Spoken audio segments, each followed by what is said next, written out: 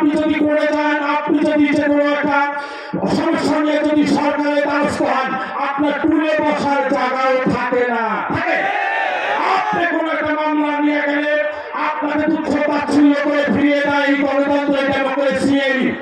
এই চলমান যে সরকারগুলি, গভর্নমেন্টগুলি আসতেছে তারা কিন্তু আজকে একটু আপনারা ভাবুন, একটু ভাবুন যে আপনারা যেভাবে বারবার সরকারগুলি আনলেন, কি পাইলেন? কিন্তু তারপর তো আপনারা ভোট দেন, তারপর তো তারা নেতা বানান। আজকে ভারত দিয়ে বলেছে কেন রাষ্ট্র নাই? ভারতটা বাংলাদেশের রাষ্ট্রপতি বিশ্বের রাষ্ট্র নাই। আপনার আব্বার সময় আপনি ভারত গেলেন, তখন সরকার সময় ভারত গেলেন, এখন আবার ভারত গেলেন। ওই ভারত বাংলাদেশের মুসলমানদেরকে মুনাফিক বানিয়েছে।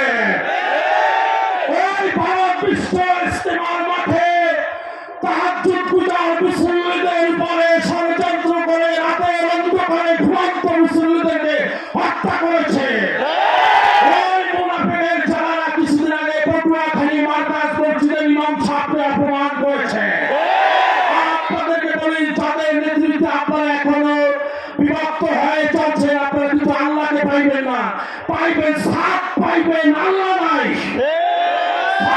পাইবেন আল্লাহ নাই। নিগুড়ভাবে চিন্তা করে ফিরে আসুন ওলামায়ে কেরামদের দলে। আল্লাহ বলেছেন ইন্নামা ইয়াখশাল্লাহ মিন ইবাদিল উলামা।